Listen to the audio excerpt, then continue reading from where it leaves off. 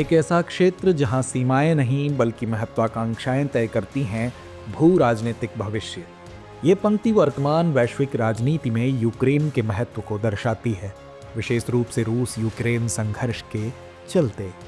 क्योंकि यूरोप की रणनीतिक स्थिति में यूक्रेन एक महत्वपूर्ण केंद्र बन गया है, जिसका प्रभाव न केवल क्षेत्रीय बल्कि वैश्विक स्तर पर भी महसूस किया जा रहा है। यूक्रेन की स्थिति ऊर्जा सुरक्षा, सैन्य गठबंधन और भू राजनीतिक संतुलन के संदर्भ में भी महत्वपूर्ण है। इस संदर्भ में ब्रिटेन के प्रधानमंत्री कीर स्टारमर का यूक्रेन दौरा एक महत्वपूर्ण कदम है, जो ब्रिटेन यूक्रेन संबंधों को नई दिशा देने के साथ साथ क्षेत्रीय स्थिरता में भी महत्वपूर्ण भूमिका निभाने की क्षमता रखता है। अब ऐसे में सवाल उठता है कि क्या कीर स्टारमर का यूक्रेन दौरा ब्रिटेन यूक्रेन संबंधों को नई दिशा देने में सफल होगा या यह क्षेत्रीय स्थिरता पर प्रभाव डालेगा? इन सभी सवालों के जवाब हम इस एपिसोड के जरिए जानेंगे, मगर सबसे पहले ब्रिटेन और यूक्रेन संबंधों की पृष्ठभूमि जान लेते हैं। ब्रिटेन और यूक्रेन के संबंध ऐतिहासिक और भू राजनीतिक दृष्टि से गहरे हैं और समय के साथ विकसित हुए हैं। वर्ष 1991 में सोवियत संघ के विघटन के बाद ब्रिटेन ने यूक्रेन की स्वतंत्रता को तुरंत मान्यता दी और उसके लोकतांत्रिक विकास का समर्थन किया।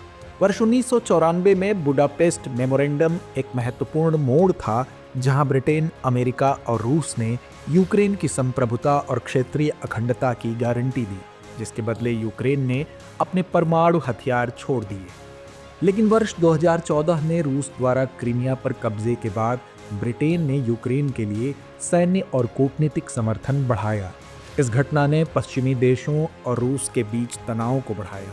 इसलिए ब्रिटेन ने वर्ष 2022 में रूस यूक्रेन युद्ध के दौरान उन्नत सैन्य उपकरण, आर्थिक सहयोग और कूटनीतिक समर्थन देकर यूक्रेन के साथ अपनी प्रतिबद्धता को और मजबूत किया। आइए अब संक्षेप में जान लेते हैं रूस यूक्रेन युद्ध की वर्तमान स्थिति। यह युद्ध अब भी जारी है, जिससे क्षेत्रीय और वैश्विक स्थिरता प्रभावित हो रही है।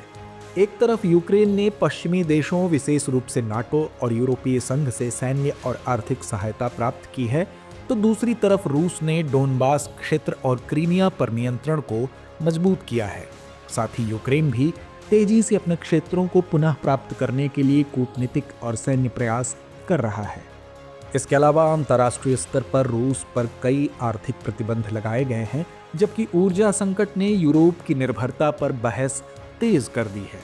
दोनों पक्षों के बीच संघर्ष से हताहतों की संख्या बढ़ रही है, लेकिन युद्ध विराम की संभावना अभी भी कम है। इस बीच चीन और भारत जैसे देश तटस्थता की नीति अपनाए हुए हैं, जबकि अमेरिका और यूरोप ने रूस के खिलाफ कड़ा रुख अपनाया है। यह संघर्ष वैश्विक भू राजनीति, ऊर्जा सुरक्षा और मानवीय संकट के केंद्र में बना हुआ है। वहीं कीर स्टारमर ने हाल ही में रूस यूक्रेन युद्ध के चलते 100 वर्षीय साझेदारी समझौते के तहत यूक्रेन को निरंतर समर्थन देने का वादा किया, जो ब्रिटेन की वैश्विक प्रतिबद्धता को दर्शाता है। यह घोषणा केवल सैन्य मदद तक सीमित नहीं है, बल्कि इसमें आर्थिक और कूटनीतिक सहयोग भी शामिल है। ब्रिटेन ने पहले ही यूक्रेन को उन्नत सैन्य उपकरण और तकनीकी सहायता प्रदान की है, जो युद्ध में उनकी ताकत बढ़ाने में मददगार रहा है। पीएम स्टारमर के वादे ने यूक्रेन के प्रति ब्रिटेन की दीर्घकालिक प्रतिबद्धता को और मजबूत किया है। यह समर्थन केवल भौतिक नहीं बल्कि मनोवैज्ञानिक रूप से भी महत्वपूर्ण है, जिससे यूक्रेन को यह संदेश मिलता है कि वह अकेला नहीं है और उसे पश्चिमी देशों का पूरा सहयोग प्राप्त है। आर्थिक सहयोग भी इस सहायता का एक अहम पहलू है।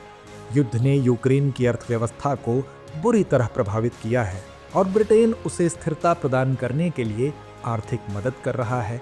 यह सहयोग न केवल युद्धकालीन आवश्यकताओं को पूरा करेगा, बल्कि युद्ध के बाद के पुनर्निर्माण प्रयासों में भी मदद करेगा। जानकारों की माने तो इस समर्थन का वैश्विक राजनीति पर व्यापक प्रभाव होगा। ब्रिटेन और यूक्रेन के मजबूत संबंध नाटो और पश्चिमी देशों की एकजुटता को और अधिक दृढ़ करेगा।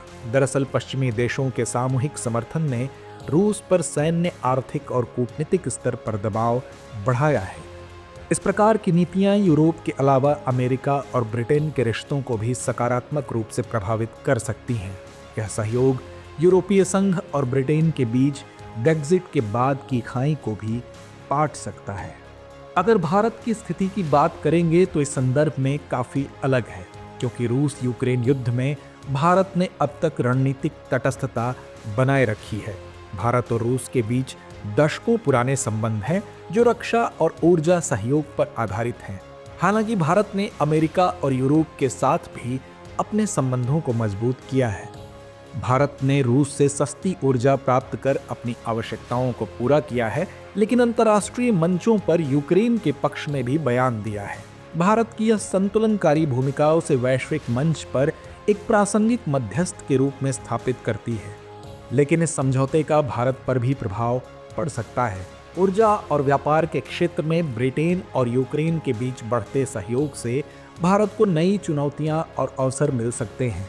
भारत के लिए यह महत्वपूर्ण होगा कि वह इस बदलते वैश्विक परिदृश्य में अपनी स्थिति को मजबूत करे। साथ ही यह साझेदारी रूस यूक्रेन युद्ध के परिणामों को बदलने की क्षमता रखती है और वैश्विक शांति और सुरक्षा को बढ़ावा देने में मददगार हो सकती है। अंततः ब्रिटेन और यूक्रेन के बीच इस दीर्घकालिक साझेदारी से दोनों देशों के संबंधों में स्थिरता आएगी और यह वैश्विक राजनीति में एक नया आयाम जोड़ सकती है।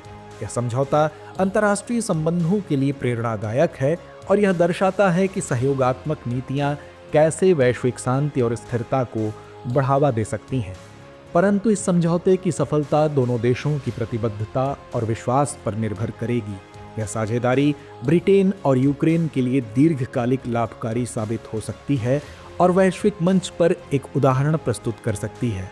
युद्ध और शांति के मुद्दों पर ब्रिटेन का यह कदम वैश्विक राजनीति में एक नई बहस को जन्म देता है और इसके प्रभाव आने वाले समय में और स्पष्ट होंगे। अब बारी है इस कार्यक्रम के रविवारी विशेषांक दुनिया मेरे आगे की, जिसमें हम बात करेंगे दूसरी अहम अंतर्राष्ट्रीय खबरों की। हाल ही में अमेरिका ने सूडान के सेना प्रमुख जनरल अब्देल फतह अल बुरहान पर प्रतिबंध लगाए हैं। यह कदम सूडान में चल रहे गृह युद्ध के दौरान नागरिकों पर हमले, मानवीय सहायता में बाधा और शांति वार्ताओं से इनकार करने के कारण उठाया गया है। बता दें कि संघर्ष में अब तक हजारों लोग मारे गए हैं और लाखों विस्थापित हुए हैं। उल्लेखनीय है कि अमेरिका ने इससे पहले बुरहान के प्रतिद्वंदी रैपिड सपोर्ट फोर्सेस के नेता मोहम्मद हमदान डागलो पर भी प्रतिबंध लगाए थे, जिन्हें दारफुर क्षेत्र में नरसंहार के लिए जिम्मेदार ठहराया गया है। इन प्रतिबंधों का उद्देश्य सूडान में नागरिक शासन की बहाली के लिए दबाव बनाना है। हाल ही में बांग्लादेश के सर्वोच्च न्यायालय ने पूर्व प्रधानमंत्री खालिदा जिया को भ्रष्टाचार के अंतिम लंबित मामले में बरी कर दिया है, जिससे उनके आगामी चुनावों में भाग लेने का मार्ग प्रशस्त हो गया है। न्यायालय ने उनके बेटे तारिक रहमान और अन्य 4 आरोपियों को भी बरी कर दिया है। बता दें कि खालिदा जिया को 2018 में एक अनाथालय ट्रस्ट के लिए विदेशी दान में से लगभग $2,50,000 के गबन के आरोप में 10 साल की सजा सुनाई गई थी। बांग्लादेश के कानून के अनुसार 2 साल से अधिक की सजा पाने वाले व्यक्ति 5 साल तक चुनाव नहीं लड़ सकते। इस निर्णय से खालिदा जिया और उनके बेटे के लिए चुनावी रास्ता साफ हो गया है। बता दें कि खालिदा जिया वर्ष 2001 से 2006 तक बांग्लादेश की प्रधानमंत्री थीं।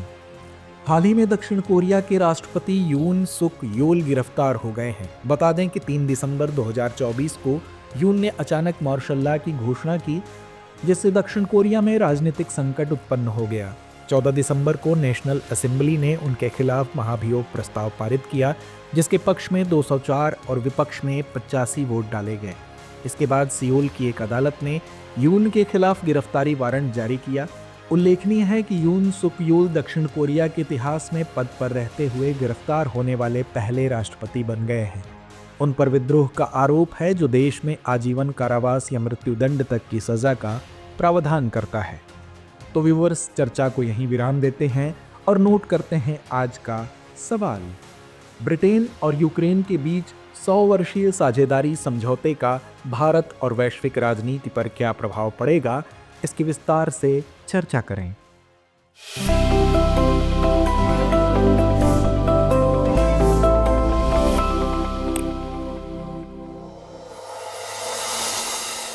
डियर व्यूअर्स, अपने एग्जाम की तैयारी को और बेहतर करने के लिए हमारे चैनल को लाइक, शेयर और सब्सक्राइब करना न भूलें।